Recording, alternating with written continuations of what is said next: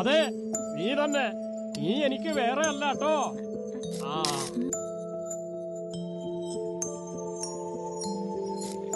സഹോദരങ്ങൾ തമ്മിൽ തല്ലുന്നത് കാണുമ്പോ മനസ്സ് പടയുന്നുണ്ടല്ലേ പെണ്ണുങ്ങള്? 5 നേരം നിസ്കരിക്കുന്നവളല്ലേ നീ? തമ്പുരാനെ എന്ന് കൈകൂപ്പി പ്രാർത്ഥിക്കുന്നവളല്ലേ നീ? ക്ഷമിക്കണ്ട. ഭ്രാന്ത് പിടിച്ചൊരു സമൂഹമാണ് ചുറ്റിലും. തേൻ ഔഷധമാണ്, നെയ്യും നല്ലതാണ്. പക്ഷേ രണ്ടും കൂടി ചേർന്നാലോ വിഷമാണ്.